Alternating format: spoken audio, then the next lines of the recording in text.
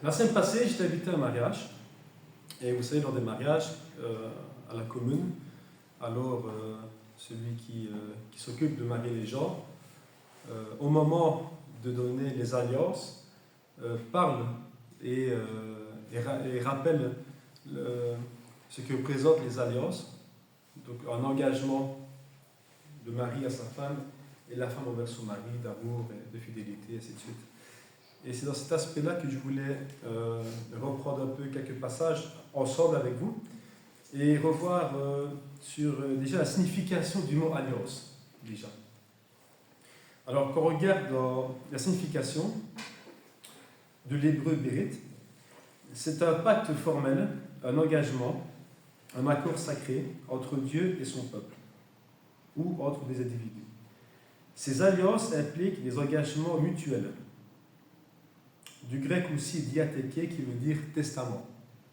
Donc, alliance, testament sont la même et unique chose, tout simplement. On dit la première et la nouvelle alliance, le premier testament, le nouveau testament, ça veut dire exactement la même chose. Et on va prendre, qu'on regarde ensemble quelques exemples d'alliances que Dieu a faites avec l'humanité et voir quels sont les aspects de ce qu'on demande dans une alliance de qualité, c'est-à-dire de la fidélité, de l'amour. Et on va prendre quelques exemples ici pour voir l'alliance que Dieu a faite avec les hommes. Parce qu'il y en a plusieurs des alliances. On va prendre un premier passage. Les premières alliances que Dieu a faites et qu'on connaît, c'est avec Noé, si vous vous rappelez bien. On va prendre le passage. Ça se passe dans la Genèse. On voit déjà en Genèse chapitre 6, verset 8, que Noé trouva grâce aux yeux de Dieu. Donc Dieu a appelé Noé, car l'homme était mauvais sur la terre. Et en Genèse chapitre 9, verset 8, on va lire de 8 à 17. Donc Genèse chapitre 9, verset 8 à 17.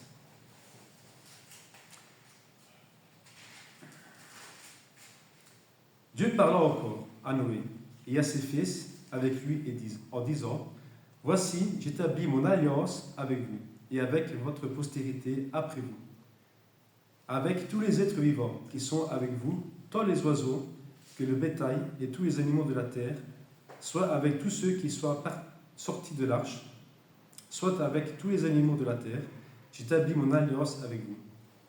Aucune chair ne sera plus exterminée par les eaux du déluge. Il n'y aura plus de déluge pour détruire la terre. Et Dieu dit: C'est ici le signe de l'alliance que j'établis entre moi et vous, et tous les êtres vivants qui sont avec vous, pour les générations à toujours. J'ai placé mon arc dans les nuées, et il servira de signe d'alliance entre moi et la terre. Quand j'aurai rassemblé les nuages au-dessus de la terre, l'arc paraîtra dans les nuées. Et je me souviendrai de mon alliance entre moi et vous, et tous les êtres vivants, de toute chair. Et les eaux ne viendront plus à déluge pour détruire toute chair.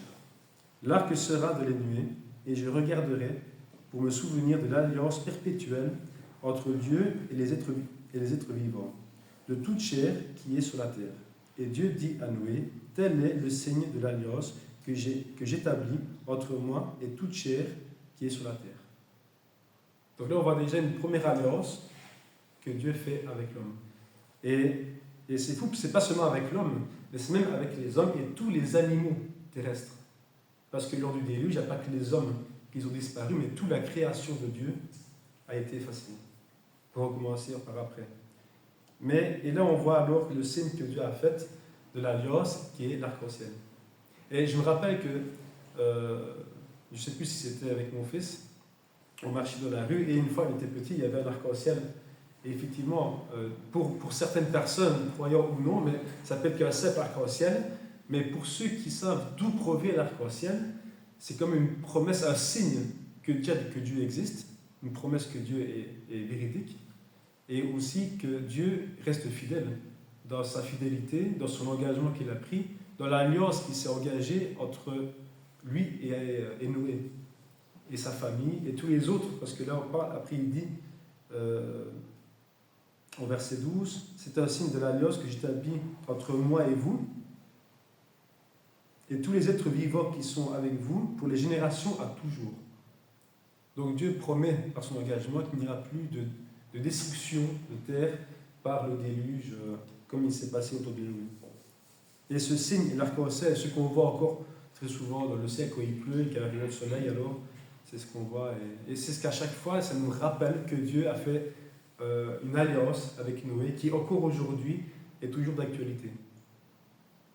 C'est ça que je voulais ressortir. Parce que l'homme peut faire des alliances, des pactes avec d'autres personnes, mais malheureusement, l'homme n'est pas toujours fidèle à sa propre promesse. Et avec le temps, forcément, on voit la vraie image de la personne avec qui on s'est engagé, Mais Dieu n'est pas un homme pour mentir. Ce qu'il dit le fait. Et c'est pour ça que nous avons cette espérance, parce que nous avons aussi, dans toute l'alliance que Dieu a fait avec l'humanité, nous savons que Dieu restera toujours fidèle. Et c'est ce qu'on va s'efforcer de regarder à travers ces quelques exemples. Il y a un autre passage qu'on va prendre, c'est avec Abraham. En Genèse, chapitre 17, c'est un peu plus loin. Je sais bien qu'il y en a qui ont revu l'Ancien Testament il n'y a pas longtemps, donc ils se rappelleront un peu plus que certains, mais ils vont revoir ce qu'ils ont lu il n'y a pas longtemps. Donc en Genèse, chapitre 17, versets 1 à 14.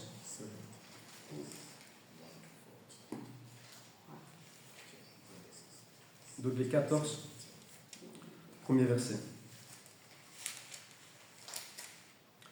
Lorsqu'Abraham fut âgé de 99 ans, l'Éternel apparut à Abraham et lui dit : Je suis le Dieu Tout-Puissant. Marche devant ma face et sois intègre. J'établirai mon alliance entre moi et toi, et je te multiplierai à l'infini. Abraham tomba sur sa face, et Dieu lui parla en disant : Voici mon alliance que je fais avec toi. Tu deviendras père d'une multitude de nations. On ne t'appellera plus Abraham, mais ton nom sera Abraham, car je te rends père d'une multitude de nations. Je te rendrai fécond à l'infini. Je ferai de toi des nations, et des rois sortiront de toi. J'établirai mon alliance entre moi et toi, et tes descendants après toi, seront leurs générations. Ce sera une alliance perpétuelle, en vertu de laquelle je serai ton Dieu, et celui de ta postérité après toi. Je te donnerai, et à tes descendants après toi, le pays que tu habites comme étranger pour le pays de Canaan, en possession perpétuelle, et je serai leur Dieu. Dieu dit à Abraham : Toi, tu garderas mon alliance, toi et les descendants après toi, selon leur génération. C'est ici mon alliance que vous garderez entre moi et vous. Et ta postérité après toi, tout mâle parmi vous sera circoncis. Vous vous circoncirez, et ce sera un signe d'alliance entre moi et vous. À l'âge de 8 jours, tout mâle parmi vous sera circoncis selon vos générations, qu'il soit né de la maison ou qu'il soit acquis au prix d'argent, de tout fils d'étranger, sans appartenir à ta race, on devra circoncire celui qui est né de la maison. Et celui qui est acquis à prix d'argent, à mon alliance sera dans notre chair une alliance perpétuelle. Un mâle incirconcis, qui n'aura pas été circoncis dans sa chair, sera exterminé du milieu de son peuple. Il aura violé mon alliance. Donc là, c'est le début de la circoncision. Et en même temps, c'est le signe de pacte que Dieu fait avec Abraham. Et les promesses ne sont pas seulement pour lui, mais pour ses fils et pour toute une génération derrière. Il y a un passage que je ne sais pas si vous avez fait attention, donc c'est verset 14 qu'on dit comme ça. Un mâle incirconcis, qui n'aura pas été circoncis de la main, c'est quelqu'un qui aura violé mon alliance. Alors ça m'a fait penser tout de suite à un passage, je ne sais pas si vous vous rappelez avec Moïse, quand on le prend d'ailleurs, ça se passe en Exode chapitre 4. Moïse est devant Pharaon, Dieu envoie Moïse pour retourner en Égypte, revoir Pharaon, et et Dieu envoie de Moïse, et Moïse, sur le chemin, part avec sa femme et son fils. On va prendre le passage pour relire ces quelques versets. Donc, Exode chapitre 4, versets 24 et 26. Et là, on voit.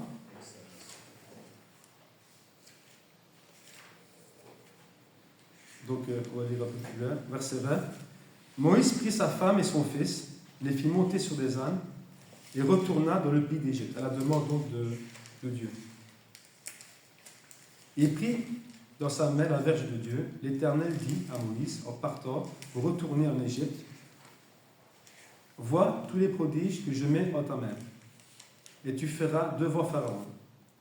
Et moi, j'endurcirai son cœur, il ne laissera point aller le peuple. Tu diras à Pharaon, ainsi parle l'Éternel, Israël est mon fils, mon premier-né. Je te dis, laisse aller mon fils pour qu'il me serve. Si tu refuses de le laisser, voici, je ferai périr pour toi ton premier-né. Pendant le voyage, donc là c'est quand Moïse part pour l'Égypte, verset 24, pendant le voyage, en un lieu où Moïse passait la nuit, l'Éternel l'attaqua et voulut le faire mourir. Séphora prit une pierre aiguë, coupa le prépuce de son fils et le jeta aux pieds de Moïse, en disant, tu es pour moi un époux de sang. Et l'Éternel le laissa. C'est alors qu'elle dit époux de sang à cause de la circoncision.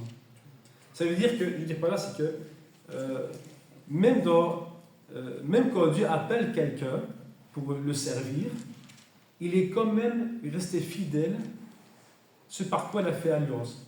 Parce que on voit ici que Dieu cherchait à faire mourir Moïse, alors que lui l'avait appelé pour aller en Égypte. Et qu'il n'avait même pas encore été jusque-là, que déjà il cherchait déjà à le faire périr.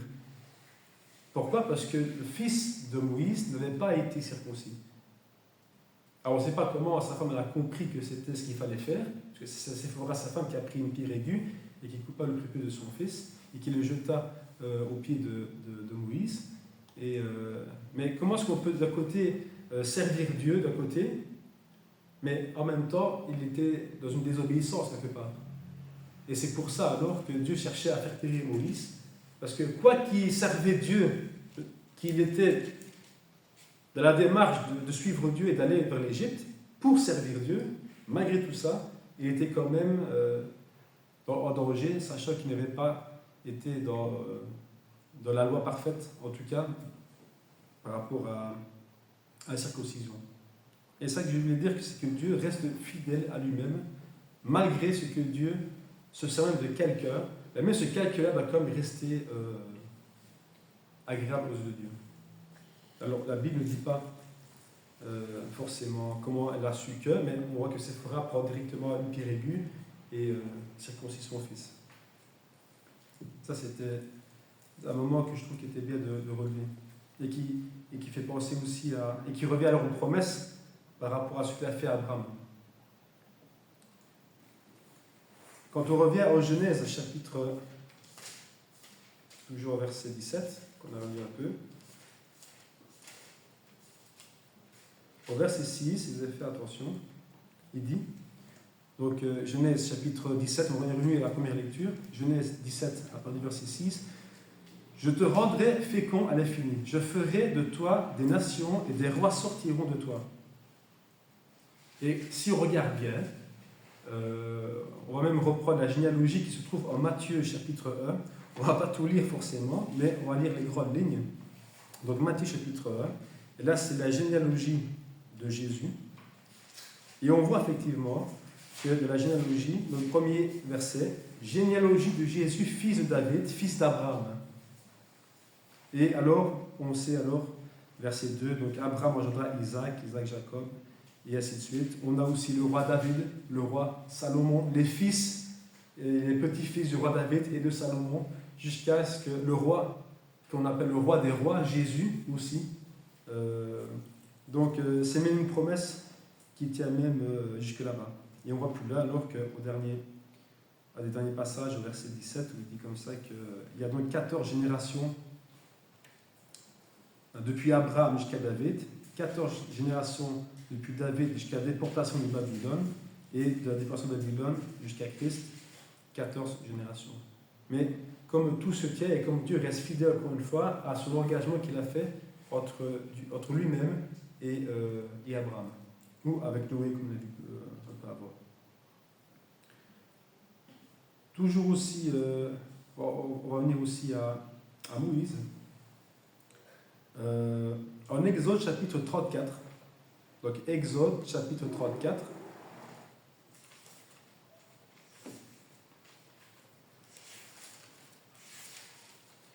il y a beaucoup à dire ici. Exode chapitre 34, Dieu fait, au premier verset, l'Éternel dit à Moïse, donc Exode chapitre 34, l'Éternel dit à Moïse, taille 2 tables de pierre comme les premières, et j'écrirai les paroles qui étaient sur les premières tables que tu as brisées. Pour ceux qui se rappellent, là, Dieu refait les tables de la loi. Pourquoi? Parce que, on va revoir les passages juste avant, au verset 32, au verset 15, donc 2 chapitres avant, on revoit le moment où Moïse monte sur la montagne, parle à Dieu, et Dieu transmet les tables de la loi. Et on va lire, hein. Et alors Moïse redescend et détruit les tables de la loi par colère vis-à-vis du peuple qui était en bas. Donc on va lire, donc c'est en Exode chapitre 32, versets 15 à 19. Donc Moïse retourna et descendit de la montagne, les 2 tables du témoignage dans sa main. Les tables étaient écrites des 2 côtés. Elles étaient écrites de l'un et de l'autre côté. Les tables étaient l'ouvrage de Dieu, et l'écriture était l'écriture de Dieu gravée sur les tables. Josué entendit la voix du peuple qui poussait des cris, et il dit à Moïse, il y a un cri de guerre dans le camp. Moïse répondit, ce n'est pas un cri de vainqueur, ni un cri de vaincu. Ce que j'entends, c'est la voix des gens qui chantent. Et comme il approchait du camp, il vit le veau et les danses. La colère de Moïse s'enflamma. Il jeta de ses mains les tables et les brisa au pied de la montagne. Il prit le veau qu'ils avaient fait et le brûla au feu, et ainsi de suite. Donc, il venait à peine de descendre avec les tables que déjà, par colère, il les jeta au pied de la montagne et les brisa. Voilà pourquoi, en Exode 34, Dieu demande à Moïse de retailler 2 tablettes pour refaire les commandements, les lois. Alors ici, on a vu au verset 15 que Moïse descend avec les tables pour les transmettre au peuple. Mais on va relire un peu plus, si on revient un peu plus haut au verset 7, on voit pourquoi Moïse descend. En fait, au verset 7, où ça se passe juste avant, il dit, l'Éternel dit à Moïse, va, descends, car ton peuple que tu as fait sortir du pays d'Égypte s'est corrompu. Et c'est alors pourquoi Moïse descend avec la tablette, en fait. Ils se sont promptement écartés de la voie que je leur ai prescrite. Ils se sont fait un veau en fonte, ils se sont prosternés devant lui, et ils ont offert des sacrifices, et ils ont dit, Israël, voici ton Dieu, pour l'offrande qu'ils avaient faite, pour le veau d'or. Qui t'a fait sortir, voici ton Dieu qui t'a fait sortir du pays d'Égypte. L'Éternel dit à Moïse, je vois que ce peuple est un peuple au cou raide. Maintenant, laisse-moi, ma colère va s'enflammer contre eux. Et je les consumerai, mais je ferai de toi une grande nation. Donc voilà pourquoi est-ce que Moïse est descendu.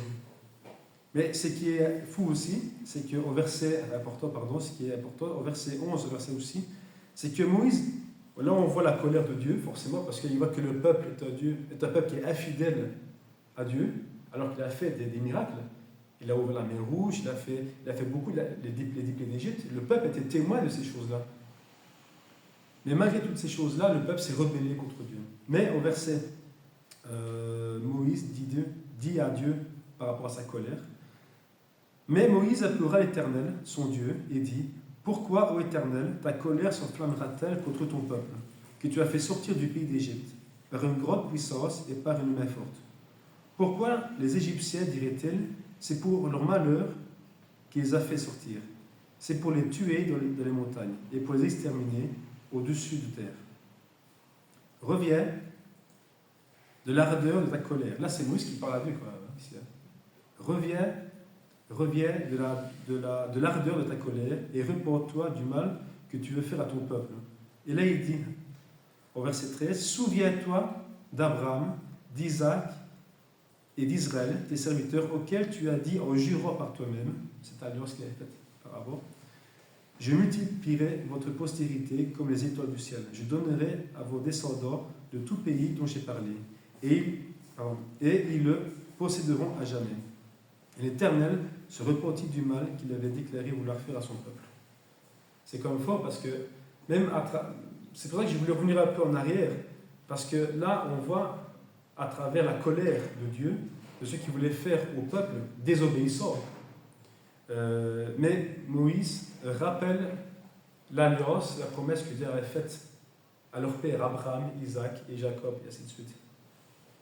Et c'est pour ça qu'il était bien, je pense, de revenir dessus. Donc, pour revenir donc en Exode chapitre 34, donc, Dieu demande à Moïse de refaire les tables de la loi et pour refaire des nouvelles. Au verset 10, l'Éternel répondit, voici, je traite une alliance.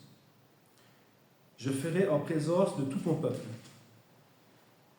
des prodiges qui n'ont lieu dans aucun pays et chez comme aucune nation, tout le peuple qui t'environne verra l'œuvre de l'Éternel. Et c'est pour toi que j'accomplirai ces choses terribles.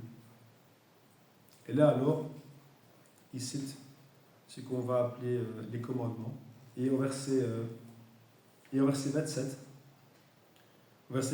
l'Éternel dit à Moïse, écris ces paroles, donc tout ce qu'il vient de citer. Il y en a quelques-unes, mais voilà, comme par exemple, tu observeras les fêtes des pains sur le vin, tout premier-né m'appartiendra, tu célébreras la fête des semets, des prémices, les moissons des froment, et ainsi de suite. Tu travailleras 6 jours, tu reposeras le 7e jour. Donc il revoit ce qu'il avait déjà fait la première fois sur la montagne avec Moïse.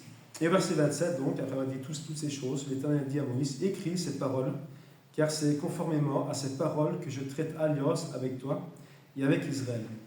Moïse fut là avec l'Éternel 40 jours et 40 nuits. Il ne mangea point de pain et ne but point d'eau. Et l'Éternel écrivit sur les tables les paroles de l'alliance, les 10 paroles, qui dit comme ça, qu'on appelle les 10 commandements aussi. Donc, encore une fois, Dieu se rappelle de son peuple, malgré que le peuple a été infidèle, malgré que le peuple a été rebelle, malgré que Dieu les a sauvés, a prouvé qu'il était puissant, malgré toutes ces choses, imaginez encore un peu la patience qu'on peut encore essayer d'avoir avec des gens qui soient ingrats comme ça. Mais malgré toutes ces choses, Dieu se rappelle de l'alliance qu'il a faite avec son peuple. Dieu reste fidèle à lui-même et dans tout ce qu'il a fait. On va prendre un dernier passage, ça se trouve en Lévitique. En Lévitique, chapitre 26.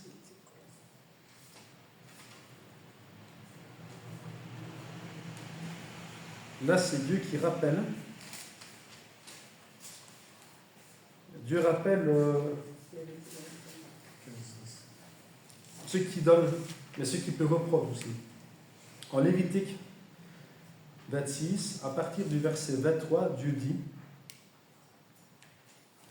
si vous suivez mes lois, si vous gardez mes commandements et les mettez en pratique, je vous enverrai des pluies à leur saison. Les terres donnera ses produits et ses arbres des champs donneront leurs fruits.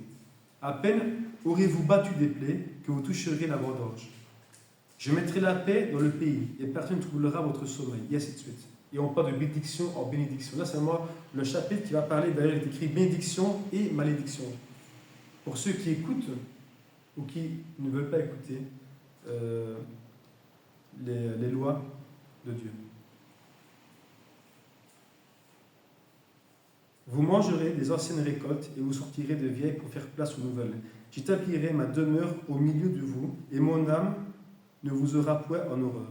Je marcherai au milieu de vous, je serai votre Dieu et vous serez mon peuple. Et ainsi de suite. Mais il dit aussi, au verset 14, donc après avoir cité plusieurs bénédictions, par la fidélité du peuple en gage de l'alliance qu'ils ont faite ensemble. Mais au verset 14, il dit aussi au contraire, « Mais si vous ne m'écoutez point et ne mettez point en pratique tous ces commandements, si vous méprisez mes lois, et si votre âme a honoré mes ordonnances, en sorte que vous ne pratiquiez point tous mes commandements, et que vous rompiez mon alliance, alors, on a vu tout le bon côté, tout ce que Dieu promet d'être avec eux, les bénédictions, toutes choses. Mais au contraire, si vous n'écoutez pas, voici alors ce que je vous ferai. J'enverrai sur vous la terreur, la consomption de la fièvre. Ils rendront vos yeux languissants et votre âme souffrante, et vous semerez en vain vos semences. Vos ennemis vous dévoreront. Je tournerai ma face contre vous. Et il y a tout un chapitre entier, mais on ne parle que le contraire de ce qu'on peut attendre, de ce qu'on a vu quelques passages avant. Votre force, verset 20, votre force s'épuisera inutilement. Votre terre ne donnera pas de ses produits, et les arbres de la terre ne donneront plus de leurs fruits. Et ainsi de suite. Verset 25, je ferai venir contre vous l'épée qui vengera mon alliance. Mais à travers tous ces malheurs-là, encore une fois, par rapport à la désobéissance de l'alliance que Dieu a faite avec les hommes, mais malgré toutes ces choses-là, on peut lire en versets 44 et 45, à la fin de ce chapitre. Verset 44, ouais. Mais lorsqu'ils seront dans le pays de leurs ennemis, je ne les rejetterai pourtant point, et je ne les aurai point en horreur jusqu'à les extrémités, jusqu'à rompre mon alliance avec eux, car je suis l'Éternel leur Dieu. Je me souviendrai en leur faveur de l'ancienne alliance par laquelle je leur ai fait sortir du pays d'Égypte, aux yeux des nations, pour être leur Dieu, je suis l'Éternel. Tels sont les statuts, les ordonnances et les lois que l'Éternel établit entre lui et les enfants d'Israël sur la montagne de Sinaï par Moïse, au moment de l'alliance. Donc malgré toutes ces choses-là, que Dieu ne sera pas avec eux, il laissera leurs ennemis, l'Éternel ne donnera plus de fruits, malgré toutes ces choses-là, je ne les abandonnerai quand même pas. Parce qu'il se souvient de l'alliance qu'il avait faite. Et encore une fois, on peut voir que Dieu est fidèle dans tout ce qu'il entreprend, dans tous les engagements, dans tous les alliances qu'il a fait avec les hommes. Dieu n'a jamais dit quelque chose qu'il n'a pas tenu. Et c'est ça la différence qu'il y a des fois entre nous et les hommes, c'est que Dieu n'est pas un homme, encore une fois, on est en train pour mentir. Dieu, lui, quand il s'engage, il s'engage. On l'a vu même pour quelqu'un qui, comme Moïse, on dit, qui allait même été jusqu'à le faire mourir parce qu'il n'était pas, son fils n'était pas circoncis, alors qu'il partait pour servir Dieu, que Dieu a appelé Moïse pour le servir en plus. Donc il aurait pu dire, attends, moi j'irai demander, non, c'est pour ça que même là-dedans, en tout point, Dieu reste fidèle à son alliance que Dieu a faite. On a parlé, je crois que c'était la semaine passée, quand notre frère André a dit comme ça, que Dieu est fidèle dans ses promesses, mais pas seulement dans les bonnes promesses, mais aussi dans tout ce qu'il dit, tout simplement. Ça veut dire comme ça qu'il y a, comme on a dit ici, le chapitre 26 en Lévitique, qui parle vraiment des bénédictions et des malédictions par rapport aux alliances que Dieu a faites avec les hommes, mais ce que Dieu donne comme bénédiction ou comme malédiction concernant l'homme, le peuple, s'il n'est pas en accord et qu'il ne suit pas la volonté de Dieu, les commandements de Dieu, les lois de Dieu. Alors, tout ça pour dire qu'aujourd'hui, on peut tous prétendre être quelqu'un de parole, d'être sérieux, mais je pense qu'il y a un moment donné où il y a toujours une faille quelque part. Nous avons nos paroles, on peut s'efforcer d'être fidèle, mais on sait que Dieu, lui, est fidèle, vraiment fidèle. Malgré que l'homme peut être méchant envers son Dieu, comme même nous aussi, nous sommes parents, mais avec nos enfants. Nos enfants, nous avons des enfants, même s'ils désobéissent, on les aime quand même. Après, on ne va pas les rejeter. Pour des parents qui aiment encore une fois leurs enfants. Donc, comme tout père qui se respecte et qui aime ses enfants, il va essayer de travailler sur sa patience, il va essayer d'être plus pédagogique peut-être, une nouvelle approche pour essayer de gagner l'écoute peut-être de son enfant. Et Et c'est ça qui est important, que je voulais revenir là-dessus. Je pense que c'était bien de revoir l'engagement que Dieu a fait, et aussi que Dieu a fait un engagement envers l'homme, mais l'homme aussi fait un engagement envers Dieu, s'il veut bénéficier de ces grâces, quelque part. C'est ça qu'il faut aussi retenir, c'est que tout n'est pas... Il n'y a pas que Dieu qui donne toutes choses et qui reprend, mais l'homme peut aussi se détacher de cette alliance-là. Et c'est ça qui est compliqué. Et encore, parce que pour reprendre la place en tant que père, si je peux dire ça comme ça, avec mes enfants, moi j'en ai deux, quand on voit déjà tout le travail que ça prend pour que nos enfants soient bons comme on voudrait, et c'est ça une difficulté aussi pour cette approche de Dieu envers l'homme, comme Dieu envers tous ses enfants. Et encore, moi j'en ai deux et je me plais, j'ai plus de cheveux déjà d'abord, je rigole, mais quand on regarde Dieu, et aujourd'hui nous sommes au XXIe siècle, on est un peu plus de 8 milliards, à laquelle il faut accumuler aussi la population du siècle précédent, et ainsi de suite, ainsi de suite. Ça fait des milliards et des milliards et des milliards et des milliards de personnes avec qui Dieu a essayé, et le fait toujours, de réconcilier, d'avoir une relation avec ses enfants. Mais malheureusement, l'homme, comme on l'a vu, et des fois est ingrat. Et malgré toutes ces bénédictions que Dieu peut donner, l'homme, des fois, est toujours... est oublieux, des fois. Comme des parents, on peut faire des plaisirs à nos enfants, mais il y a un moment donné où l'enfant, quand il fait une bêtise, il l'a fait, tout simplement. Encore une fois, c'est pas parce que l'enfant a fait quelque chose de mal que je dois plus l'aimer. Au contraire. Mais c'est l'approche que Dieu a avec, je ne sais pas combien de milliards depuis le commencement de l'humanité jusqu'à aujourd'hui. C'est ce que Dieu fait avec l'homme, avec la femme, avec l'humain en général. Donc, et c'est pour ça que Dieu a fait des alliances avec son peuple. Donc voilà, simplement un rappel. Et la semaine prochaine, on parlera alors donc, j'ai voulu faire ça en deux parties, parce qu'il y avait peut-être beaucoup à dire. Alors la semaine prochaine, on parlera la prochaine partie, on parlera alors d'une nouvelle alliance, qu'on parlera ensemble. Et pour ça, on va lire un dernier passage, en Romains, chapitre 2. C'est ce qui va nous préparer pour l'étude de la prochaine partie. Donc en Romains, chapitre 2.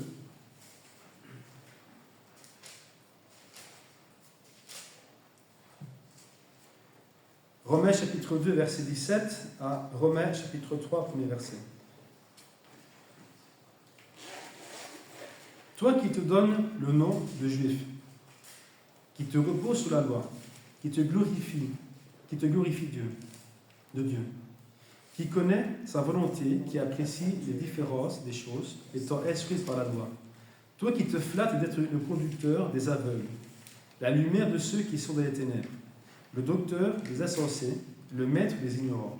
Parce que tu as dans la loi le règne de la science et de la vérité. Toi donc qui enseignes les autres, tu ne t'enseignes pas toi-même. Toi qui prêches de ne pas dérober, tu dérobes. Toi qui dis de ne pas commettre l'adultère, tu commets l'adultère. Toi qui as en abomination des idoles, tu commets des sacrilèges. Toi qui te fais une gloire de la loi, tu déshonores Dieu. Car la transgression de la loi, car le nom de Dieu est à cause de vous blasphémé parmi les païens, comme cela est écrit. La circoncision est utile si tu mets en pratique la loi. Mais si tu transgresses la loi, ta circoncision devient incirconcision. Si donc l'incirconcis observe les ordonnances de la loi, sans incirconcision, ne sera-t-elle pas tenue pour circoncision? L'incirconcis de nature, donc le mot juif, qui accomplit la loi, ne te condamne-t-il pas, toi qui la transgresses, tout en ayant la lettre de la loi et la circoncision? Le juif, ce n'est pas celui qui en a les dehors. Et la circoncision, ce n'est pas celle qui est visible dans la chair. Mais le juif, c'est celui qui est de l'intérieur. Et la circoncision, ce n'est pas celle du cœur. C'est celle du cœur, selon l'esprit, et non selon la lettre. Les louanges de ce juif ne viennent pas de l'homme et de Dieu. Quel est donc l'avantage des juifs ou quelle est l'utilité de la circoncision? Ça, on le reverra la semaine prochaine, quand on parlera d'une autre alliance. Donc, la suite.